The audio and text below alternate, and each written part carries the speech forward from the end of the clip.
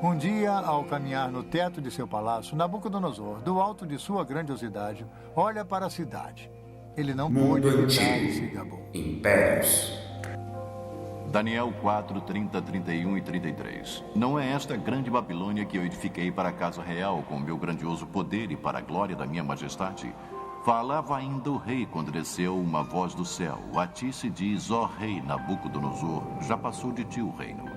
No mesmo instante se cumpriu a palavra sobre Nabucodonosor e foi expulso de entre os homens e passou a comer erva com os bois. O seu corpo foi molhado do orvalho do céu até que lhe cresceram os cabelos como as penas da águia e as suas unhas como as das aves.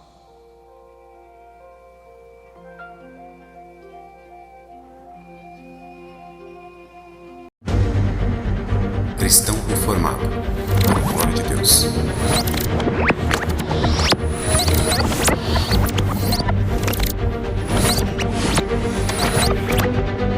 Apresentação: Evangelista Fernando Silva.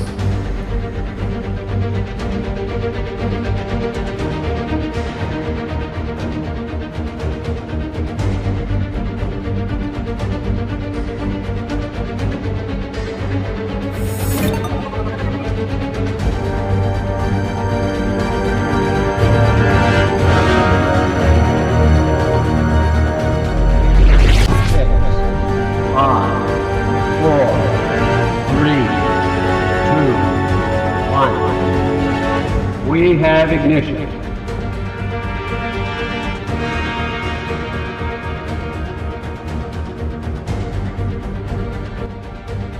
Se você quer receber esse e outros temas do nosso canal, não esqueça de inscrever-se no canal, ative o sino das notificações para que você possa receber novos vídeos e compartilhe o nosso trabalho.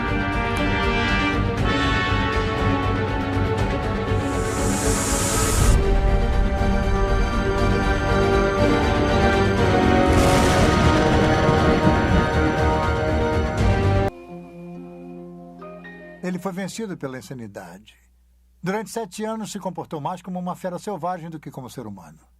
No final de 7 anos, a mente de Nabucodonosor se recuperou, mas a experiência havia lhe ensinado uma lição primordial. E talvez a lição mais importante do livro de Daniel.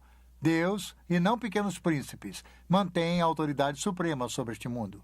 A Bíblia registra o aviso de Nabucodonosor àqueles que o seguirem em posição de poder e de autoridade. Quer fosse num gabinete ou numa sala de reuniões, seus conselhos deveriam ser seguidos por todos nós.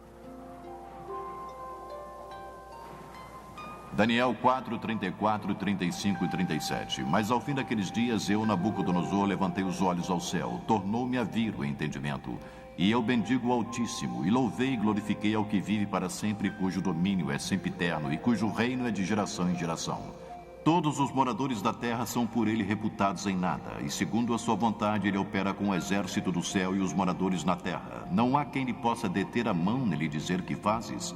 Agora, pois, eu, Nabucodonosor, louvo, exalto e glorifico ao Rei do céu, porque todas as suas obras são verdadeiras e os seus caminhos justos, e pode humilhar aos que andam na soberba. Mas se Nabucodonosor aprendeu uma lição importante, seus descendentes não aprenderam. Após um reinado de 43 anos, Nabucodonosor morreu em 562 a.C. Foi sucedido por 4 reis num período de 7 anos, cada sucessor mais fraco do que o outro. O último rei de Babilônia foi Nabonide ou Nabone. Ele assumiu o trono em 55 a.C. Seu filho e príncipe coroado era Belsaruzur ou Belsazar, chamado pela Bíblia. Por motivos que não são totalmente esclarecidos, o sábio e excêntrico Nabonidos passou os últimos 10 anos de seu reino no distante oásis de Tema, na Arábia, estudando história e religião. Enquanto Nabonidos se encontrava afastado, seu filho Belsazar reinava na Babilônia. Agora temos um fascinante relato detetivesco da Bíblia. Durante séculos, o nome de Belsazar não foi encontrado em outro lugar a não ser no livro de Daniel. Os historiadores citavam Nabonidos como sendo o último rei da Babilônia, mas nada de Belsazar. Não é de admirar que alguns céticos tenham rejeitado as declarações de Daniel sobre Belsazar, rotulando-as de ficção, ou um dos erros históricos da Bíblia. Porém, em 1854, vários pequenos cilindros de barro apareceram. Eles foram encontrados aqui, em Ur, na Mesopotâmia. tinham inscrições com relatos da reconstrução de um zigurates pelo rei Nabonidos. As inscrições eram concluídas com orações pela saúde de Nabonidos e de seu filho mais velho, o príncipe coroado, Belsazar. E quanto a mim, Nabonidos, o rei da Babilônia, proteja-me de pecar contra qualquer divindade exaltada e me conceda uma vida longa, e no coração de Belsazar, meu filho primogênito, crie o temor pela exaltação da divindade.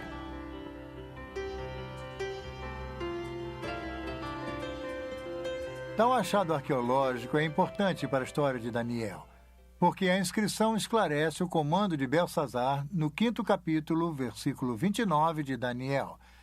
É aí que Belsazar proclama Daniel como o terceiro maior regente do reino. Nabonidos era o primeiro, Belsazar o segundo e Daniel o terceiro. Este é um exemplo notável da precisão da Bíblia. Foi durante o reino de Belsazar que Deus deu a seu profeta Daniel outra importante visão. Novamente, ele avistou um quadro profético.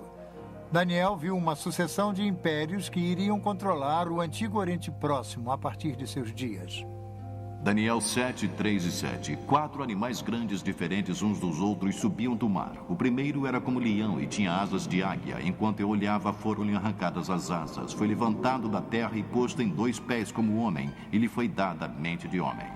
Continuei olhando, e eis aqui o segundo animal, semelhante a um urso, o qual se levantou sobre um dos seus lados. Na boca, entre os dentes, trazia 3 costelas e lhe diziam: levanta-te, devora muita carne.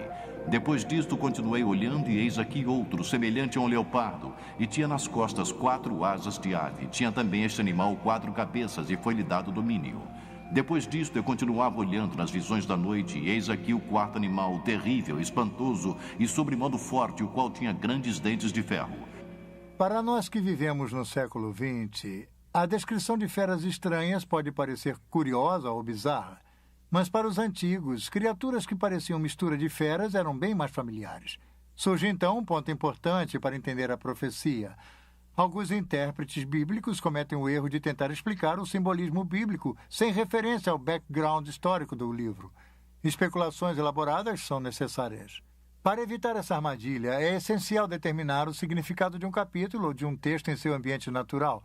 O importante é o que isso significou para as pessoas que ouviram pela primeira vez. Este é um princípio sólido para um bom estudo bíblico. Para as pessoas do tempo de Daniel, animais compostos tinham um significado. Vivendo e trabalhando na Babilônia, Daniel via essas descrições todos os dias. Vamos pegar, por exemplo, o famoso dragão de Maradak.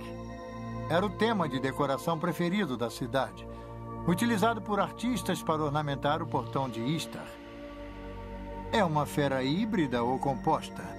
Tem as patas dianteiras de um felino, as patas traseiras têm garras como uma ave de rapina, a cabeça tem 2 chifres como a víbora árabe com chifres, e o rabo termina num ferrão de escorpião.